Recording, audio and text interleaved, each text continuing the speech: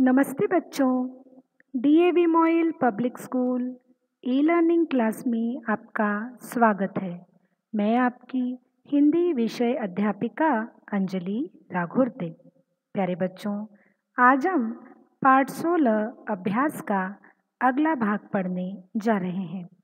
आशा करती हूँ कि आज के पाठ का श्रवण आप एकाग्रता से करेंगे। आइए बढ़ते हैं पाठ 16 अभ्यास के भाग 2 की ओर। बच्चों, आपको स्मरण है ना कि पिछली ई कक्षा में अभ्यास के भाग पहले में हमने क्या पढ़ा था? आइए एक नज़र डालते हैं। हमने भाग 1 में पढ़ा था कि बोपदेव एक बहुत ही गरीब माँ बाप का बेटा था। वह गुरुकुल में रहता था। गुरुकुल में बोपदेव के साथ और भी कई बच्चे रहते थे। बोपदेव को गणित विषय से बहुत डर लगता था। गणित के सवाल उसे समझ में नहीं आते थे। इस वजह से गुरु से उसे रोज डांट खानी पड़ती थी। इसीलिए एक दिन निराश होकर, उदास होकर उसने गुरुकुल छोड़ दिया। चलते चलते सुबह हो गई। वह एक गांव में पहुंचा। थक गया था। उसे प्यास भी लगी थी। अचानक उसे एक कुआं नजर आया जिस पर कुछ औरतें पानी भर रही थी। वह कुएं पर गया, औरत से पानी मांगा। पानी पीते पीते उसकी नज़र सहसा कुएं के किनारे जो निशान बने थे उस पर पड़ी। तब उन निशानों को देखकर वह कुछ सोचने लगा। आइए आज के पाठ 16 अभ्यास के अगले भाग में हम जान लेते हैं कि आखिर बोपदेव क्या सोचने लगा।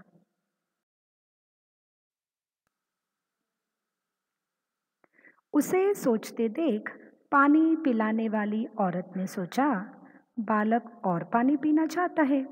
उसने उसकी तरफ पानी की बाल्टी बढ़ाई। बोपदेव इशारा करके बोला, इन्हें किसने बनाया है?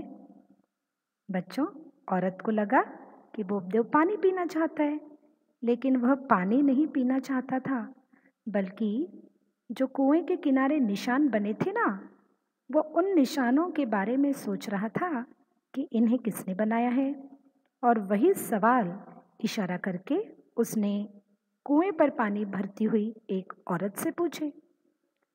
औरत ने जैसे ही यह सवाल सुना, हंसी और बोली, बेटा तुम बहुत भोले हो। क्या इतना भी नहीं जानते इन्हें किसी ने नहीं बनाया?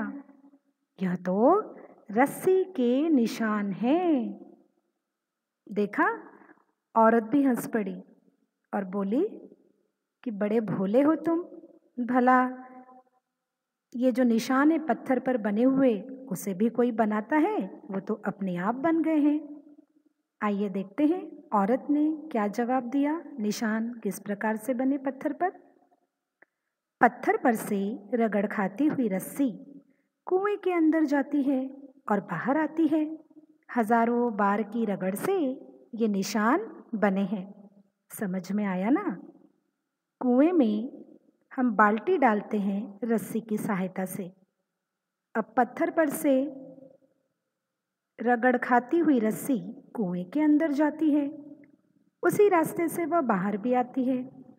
अब बार बार की रगड़ से ये निशान बनने ही हैं, वो तो बनेंगे ही, है ना? कई बार औरतें पानी भरती है तो स्वाभाविक है इस प्रकार के निशान बनना। यह सुनते ही वह सोचने लगा, जब रस्सी की रगड़ से पत्थर में निशान बन गए तो मैं बार बार के अभ्यास से अपना पाठ याद क्यों नहीं कर सकता? बच्चों, ये सबसे बड़ी समझदारी का काम बोपदेव ने किया। जैसे ही उसने निशानों को देखा, वे कैसे बने हैं इसके बारे में पता किया, तब उसे लगने लगा कि रस्सी की रगड़ से यदि पत्थर पर निशान बन सकते हैं तो मैं तो मनुष्य हूँ, मेरे पास तो बुद्धि है। बार बार के अभ्यास से अपना पाठ में क्यों नहीं याद कर सकता भला?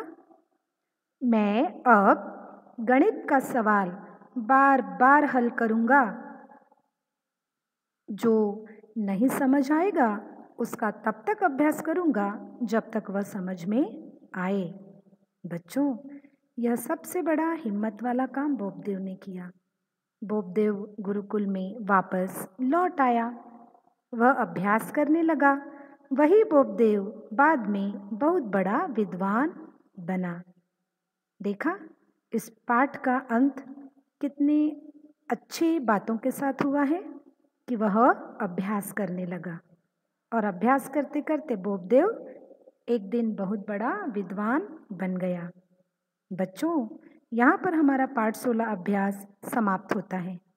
नीचे जो शब्दार्थ दिया है विद्वान, विद्वान का अर्थ है ज्ञानी, इसे आप अपनी कॉपी में लिख लेंगे। इस पाठ से एक बहुत ही अच्छी बात सीखने को मिली और वह ये कि कभी भी हमारे सामने कोई भी मुश्किल की घड़ी आ जाए तो उससे डरना नहीं, उसका डटकर सामना करना। ऐसे कई विषय होंगे जिनसे आपको डर लगता है, तो आप भी डरिएगा नहीं। बोपदेव की तरह बुद्धिमानी से, समझदारी से काम लीजिएगा और उस विषय का बार बार अभ्यास कीजिएगा। आइए बढ़ते हैं आज के गृह कार्य की ओर। आज का गृह कार्य। प्रश्न पहला, नीचे दिए गए प्रश्नों के उत्तर एक वाक्य में लिखिए। क, कुएं पर पानी कौन भर रही थी? ख, पाठ याद करने के लिए बोपदेव को क्या जरूरी लगा? अभ्यास करने के बाद बोपदेव क्या बना? प्रश्न दूसरा है, नीचे दिए गए शब्दों से वाक्य बनाइए। क, गुरुकुल, ख, रस्सी, ग, अभ्यास और घ, पत्थर। बच्चों, मुझे विश्वास है आप जल्दी ही आज का गृह कार्य पूरा कर लेंगे। इसी आशा के साथ हम फिर मिलेंगे अगली ई कक्षा में एक नए पाठ के साथ। तब तक के लिए धन्यवाद।